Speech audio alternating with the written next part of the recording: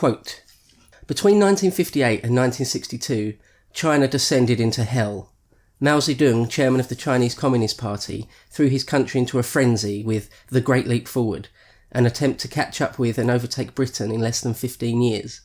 By unleashing China's greatest asset, a labour force that was counted in the hundreds of millions, Mao thought that he could catapult his country past its competitors. Instead of following the Soviet model of development, which leaned heavily towards industry alone, China would walk on two legs. The peasant masses were mobilised to transform both agriculture and industry at the same time, converting a backward economy into a modern communist society of plenty for all. In the pursuit of a utopian paradise, everything was collectivised.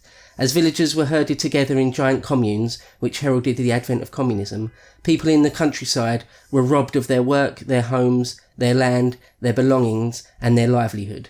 Food, distributed by the spoonful in collective canteens according to merit, became a weapon to force the people to follow the party's every dictate.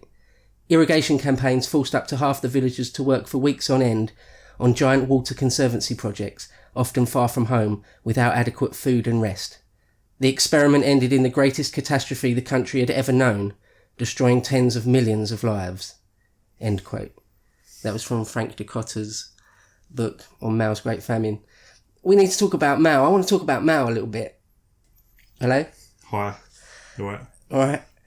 Because there seems to be some confusion these days, don't you think, that whether Mao was a monster or not? Especially from Dying Abbott. Yeah, there seems to be some confusion in the Labour Party, if nowhere else. I suppose some people will judge that on balance, Mao did more good than harm. We can't say that about the Nazis. I want to talk about the Great Leap Forward and how it was one of the worst human catastrophes that have ever happened. But in order to do so, I want to talk all about Mao, his entire life, really. Like, how does something like that happen? Probably the worst catastrophe ever, not just for China, in human terms. How does that happen? So I want to talk all about Mao and Chinese communism. In order to really understand Mao, or anyone like him, a great figure, someone that towers over history, without getting into too much like armchair psychology, you've got to look at their childhood, really, their formative years, don't you think? Sure. So I want to try and describe the world in which Mao was born into and grew up in. I mean, he was born in December 1893 into a peasant family, but not like a desperately poor peasant family. His father was one of, if not the richest guy in their village. He was born in the south, in Hunan province, like a tropical, some would say sort of the heartland of China in a way, but in the south. I've heard it described as like three different lands almost, split up by the two giant rivers, the Yellow River and the Yangtze River. In the north you've got like endless plains for growing wheat and stuff, and there's lots of natural resources in Manchuria, and Beijing is up there, sort of the valley north of the Yellow River. And then in the middle is more sort of the industry part of China, or at least after industrialisation, where like the Yangtze Valley. And then in the south there's like the Pearl River, but down there's like Hong Kong, and Canton was important in the 19th century. So there's like the three China sort of thing, and Mao was sort of firmly of the southern sort of Chinaman. Right. Yeah, so in order to really understand the world in which he was born into, I want to go back a bit and describe what had happened to China in the last sort of, in the 19th century, because it all matters. It certainly matters once Mao himself becomes involved in political life. You sort of need to know what had happened. So I could pick up the story probably from the first Opium War, which kicks off in 1839. Famously, China for, thousands of years had been quite closed off. But all throughout the 18th and early 19th century, a lot of the developed powers of the West, mainly Britain, but also, France and Germany, were interested in trade. They'd got to that part of the world and it was a huge market just ready to be tapped. It was unthinkable, really, to the Western mind that you wouldn't try and exploit trade routes into China. It's like an endless market, really. And they still have had a vast population even at that time. Yeah, I think even in the mid-19th century, they had a population of like 400 million, I think, in that ballpark. So it's huge. Right. So Britain was trading, among other things, silk tea, silk and tea were the big ones, and porcelain. Silk tea and porcelain were like the big three, but was trading anything, everything really.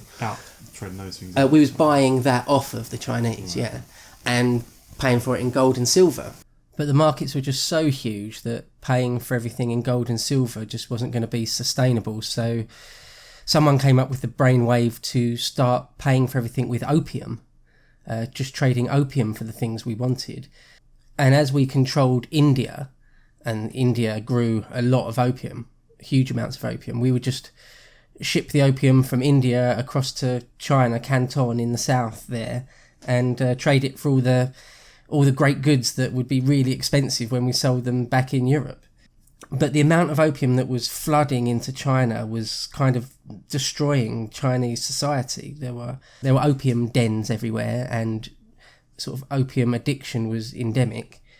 So the Manchu emperors decided to try and crack down on it, and one of the other things they hated was the Christian missionaries. A lot of the Westerners or Europeans brought a lot of Christian missionaries to China. They made the argument that China is undeveloped and backward because they're not Christian. Right. But, I mean, those arguments are pretty much debunked these days, aren't they? I mean... Yeah. They think of Christendom as the same as Enlightenment. And they thought of like... In a way, they sort of equated industrialisation, I suppose, in a way, with... Or just the development of human civilization with being a Christian. And some people still make that argument now. Yeah. So anyway, the Chinese authorities by 1839 had enough, and they blew up a British ship full of opium in the bay there. That pissed off Westminster, no end. So I don't want to go into it too much. I'm only really setting the picture for Mao, but there was the first Opium War that lasted 3 or 4 years, where we won because we had modern artillery and guns and gunships versus like Chinese junks. There was no contest. And so at the end of that, in 1842, I think, the Chinese had to sign what was to them a humiliating treaty. It was called HMS Cornwallis, I believe. So, really humiliating. And the British just said, we're able to trade opium as much as we like, thanks. Mm-hmm. And Hong Kong will be ours, like we'll literally, they called them like concession ports or something. Right, yeah. Where you had the law of Britain was there, like an embassy, I suppose. But it was the whole city where Chinese, indigenous native Chinese people lived there still, and they were under the rule of Britain. But then it wasn't just Britain, it was also, everyone was getting involved. The French, the Germans. The railway concessions as well, later maybe. A bit later. After the first Opium War, after the second Opium War, which I'll get onto, there was reformists, and starting with railways and newspapers and all that good stuff.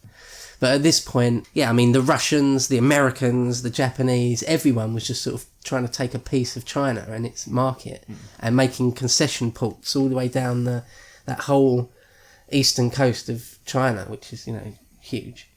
All the powers had their own little bit. Right. But Britain were sort of the main boys out there, the main faces, the most powerful ones anyway. British Empire was at its height, really, at its zenith. So... we ruled the oceans. No one's navy was comparable to the British Navy in the middle of the 19th century, yeah. And things simmered, and then there was I don't want to go into too much detail, but then there was a second Opium War where, again, the Chinese people and authorities tried to kick back, essentially, against Western control and the missionaries and the opium and the whole thing. And again, the Western powers just kicked their ass militarily, not much of a contest, really. Actual rifles, like a Martini rifle versus, nothing. It's not a contest. Crossbows? You had actual, by the end of the second Opium War, 1860, they had proper cannons, repeating rifles and stuff, right. So... Devastating. Yeah.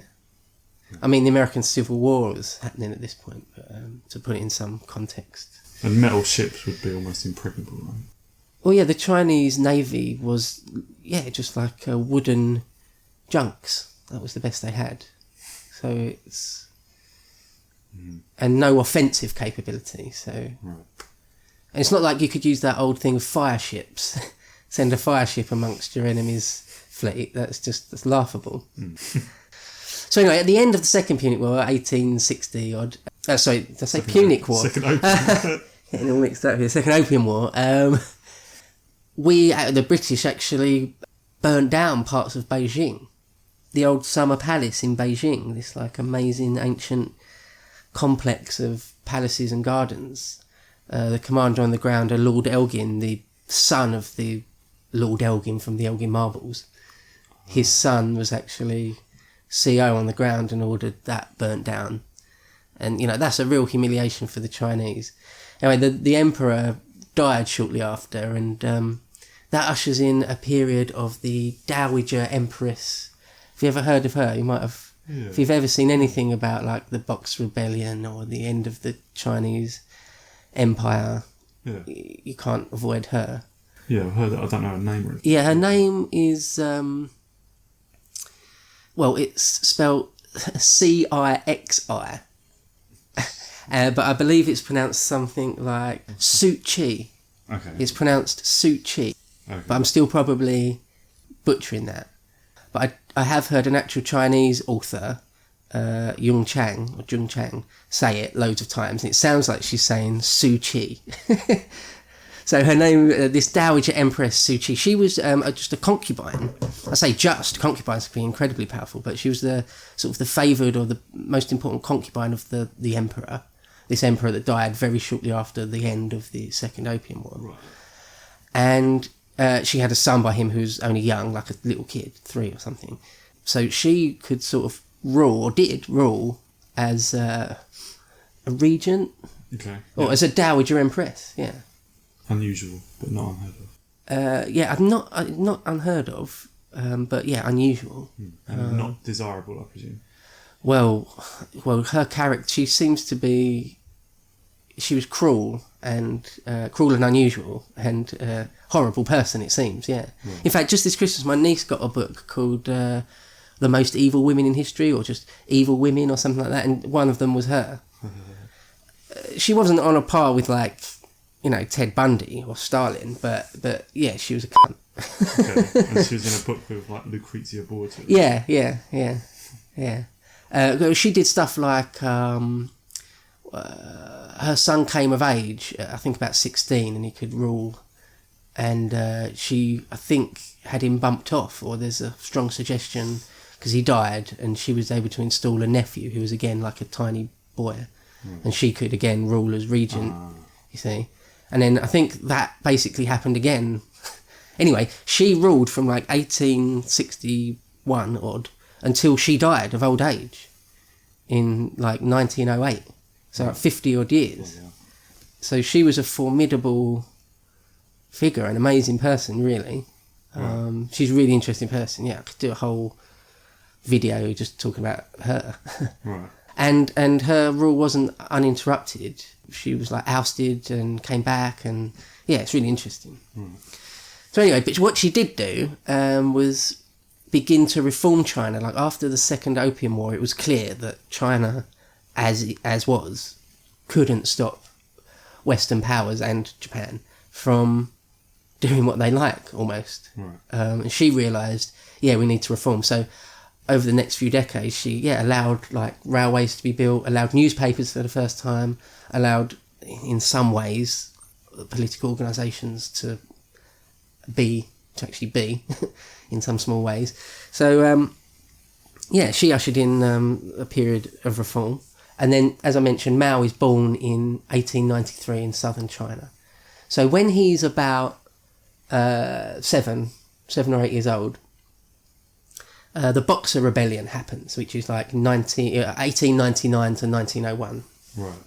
It's the Boxer Rebellion. So, and what the Boxer Rebellion is a group of Chinese people calling themselves the Boxers, had enough of, same old thing, had enough of Christian missionaries. Like, the Christian missionaries would like destroy their temples and things, like tell them that ancestor worship was the same as devilry, and all sorts of things. So yeah, they hated opium. They hated the Western concession states that were like obviously really haughty. Yeah. You can imagine, and the classic colonial stuff. Yeah, sneering imperialists. Yeah, exactly. Yeah.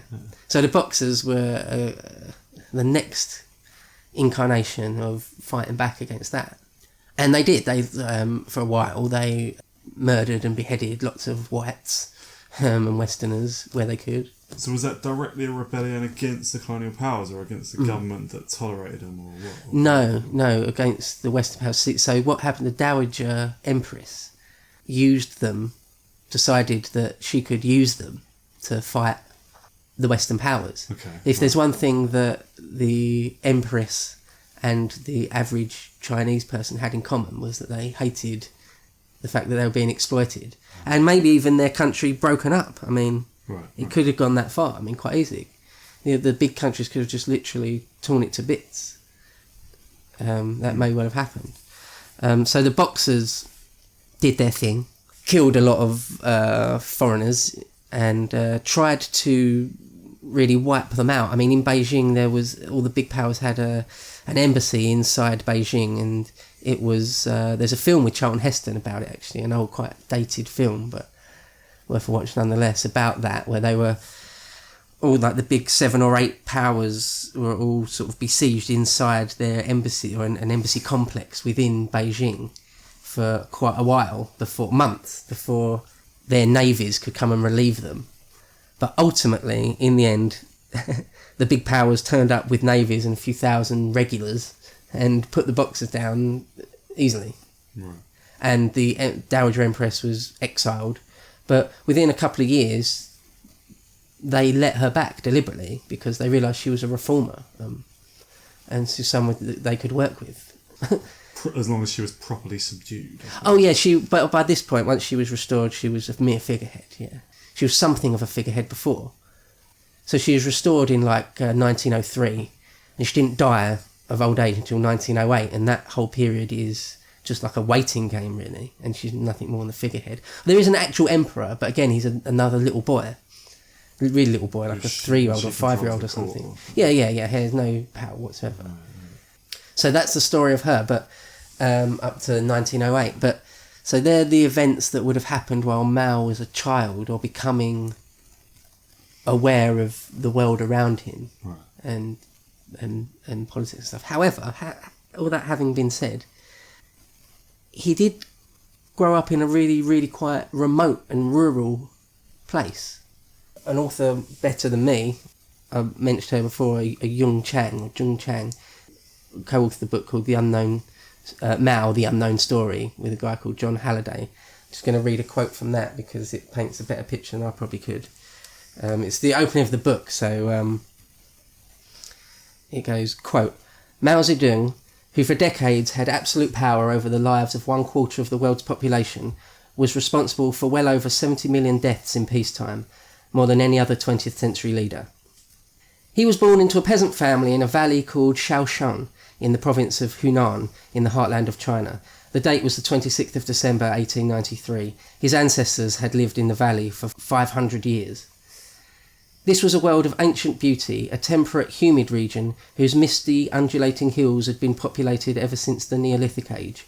Buddhist temples dating from the Tang dynasty, 618 to 906 AD, when Buddhism first came here, were still in use.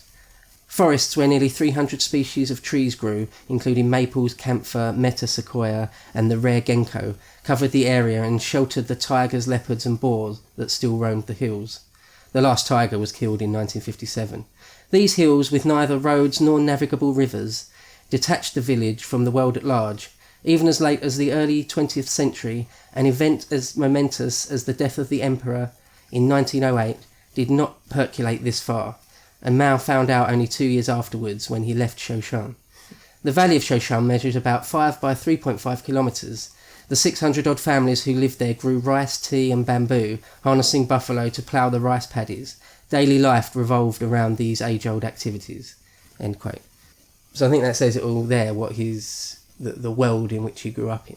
As I mentioned, his dad was probably the most prosperous person in his little village. He had, if you can imagine, his mum and dad lived and grew up fully in the 19th century, China. Right. His mother had bound feet, that whole thing. The so-called 3-inch golden lilies. Have you ever heard it described as that? No. Yeah. So peculiar. Yeah. I mean, she was from a family, her family name was Wen, the Wen family. And she didn't even have a name. She was just known as Seventh Sister Wen. That's apparently that was, that sort of thing is quite common. You were just given a number and your family name, because, yeah, it's odd to us, but so his mum, Seventh Sister Wen, with her bound feet, I mean, his mum and dad were married when they were kids, like 10 or 11 years old sort of thing, or 11 and 13 I think they were, something like that. And his dad went off into the army for a few years when he was a young man and came back, and that gave him sort of a little bit of worldliness, just enough to sort of try and save some money, and he bought some pigs, and then from that he was able to save some more money to buy a bit more land, and then from that he was able to build a bit bigger house for himself, which was still the best house there. So it's like a proto-entrepreneur almost. Or a sort of a Chinese equivalent of a kulak. Yeah, well, yeah, I'm definitely going to mention that later. But yeah, exactly. Yeah, a wealthy peasant, basically. Right. Yeah. And of course there was absolutely no stigma attached to that then. That was the norm, apparently. Chinese families, all peasant families more or less, would have aspired to... the aspiration was to have your sons be involved in officialdom in any way. That was the sort of universal sign of success or moving up. If you can get involved in the bureaucracy. And that usually involved, you'd have to have some sort of Confucian education. I was going to say, that sounds like a Confucian desire, I suppose. Yeah, exactly. So, I mean, that's what it would have been. You would have had some Confucian learning, basically just learning by rote things that Confucius had said, which are mainly sort of dry and dense and don't even always make complete sense. But, I mean, actually just doing some research for this, I've heard that quite a few Chinese historians, just slag off Confucius, just wholesale. Okay. As I just did then, in fact. I'm pretty much paraphrasing someone who said it's like really dense, inconsistent, boring, basically. Okay. And wouldn't make any sense to a child, especially. But yet you'd be forced to learn it by rote. So anyway, yeah, Mao was born, and he... I can't help but think he had a really similar... Parts of his childhood were really similar to Hitler and Stalin. The way he kind of hated his dad, who was authoritarian and mildly abusive. I think definitely hit Mao sometimes. Right. Didn't like beat him within an inch of his life like Stalin, but he had a really strict dad who he didn't like, and he had a doting mum who would never tell him no, who he loved endlessly to his last dying breath. Right. Hitler, Stalin and Mao all had that exact dynamic pretty much, to varying degrees. And, like Stalin and Hitler, Mao's mum had had a couple of other children before him that had died in infancy. And so when he was born, he was the golden boy, the golden child that she sort of doted on even more than perhaps your average mum, I don't know. But really precious to her. Yeah. And she had other children after him, but, he's like the first born golden child, I've heard it said would literally never say no to him. So that's not always a healthy way to bring up kids, but there you go. This book is continued at this point on the other side of this cassette. Please reverse or turn the cassette over now.